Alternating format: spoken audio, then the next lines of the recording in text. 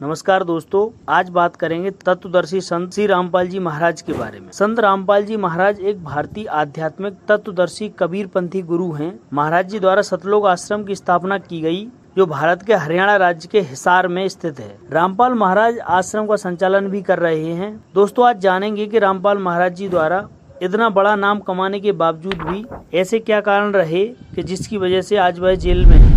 यहाँ थोड़ा कबीर पंथ पर प्रकाश डालते हैं। कबीर पंथ क्या है? 15वीं सदी में भारत में कबीरदास जी का जन्म हुआ और उन्होंने एकेश्वरवाद का सिद्धांत दिया। कर्मकांड, अवतारवाद, मूर्ति पूजा, रोजा, ईद, मस्जिद एवं मंदिर आदि के घोर विरोधी थे। कबीरदास जी का मानना था कि ईश्वर एक ही है, चाहे उसे राम कहो या अल्लाह।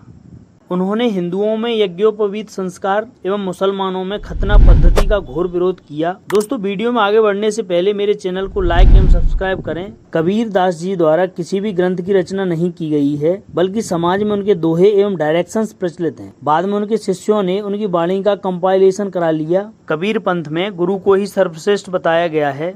उनके शिष्यों का मानना है कि गुरुजी में विद्यमान है ईश्वरीय शक्ति। संत रामपाल जी महाराज का जन्म 8 सितंबर वर्ष 1951 में हरियाणा के एक छोटे से गांव धनाना में हुआ। उनके पिता भक्त नंदलाल जी किसान थे एवं मां गृहिणी थी। उन्होंने करनाल के नीलोखेड़ी ITI से इंजीनियरिंग का डिप्लोमा प्राप्त किया और 18 साल तक हरियाणा के सिंचाई विभाग में कनिष्ठ अभियंता के रूप में सेवाएं दी। उन्होंने जगत कल्याण के लिए वर्ष 1995 में JEE के पद से त्यागपत्र दे दिया और जगत कल्याण में लग गए। दोस्तों, स्वामी जी के चमत्कार की कहानी शुरू होती है वर्ष 1994 से, जब स्वामी राम देवानंद जी महाराज ने संत रामपाल को अपना उत्तराधिकारी चुना। उसके बाद 1 जून वर्ष 1999 में संत रामपाल जी द्वारा हरियाणा के रोहतक के करौथा गांव में सतलोक आश्रम एक संगठन की स्थापना की। स्वामी जी को लेकर उनके अनुयायियों का मानना है कि स्वामी जी तत्वदर्शी हैं और उनके लिए विश्व के भविष्य वक्ताओं ने भविष्यवाणियां की हैं। जैसे तुलसी साहब ने वर्ष 1971 में कहा था कि जिस महापुरुष की हमें तलाश है वह आज 20 वर्ष का हो चुका है। उस समय स्वामी जी की उम्र 20 वर्ष ही थी। इसी प्रकार स्वामी जी को लेकर फ्रांसीसी भविष्य वक्ता नास्त्रेदमस ने वर्ष 2006 में कहा था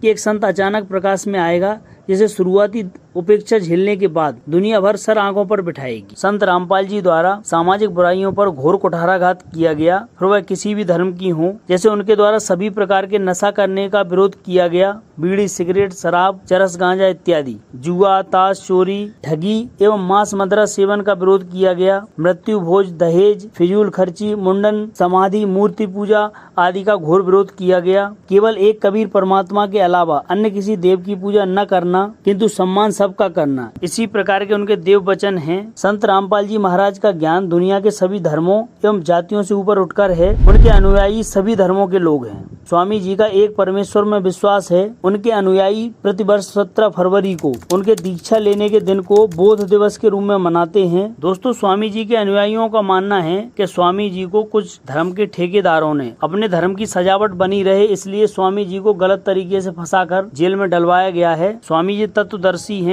और उनके ऊपर लगाए गए सभी आरोप निराधार हैं। दोस्तों, ऐसी महत्वपूर्ण वीडियोस के लिए मेरे चैनल को लाइक एवं सब्सक्राइब करें। धन्यवाद दोस्तों।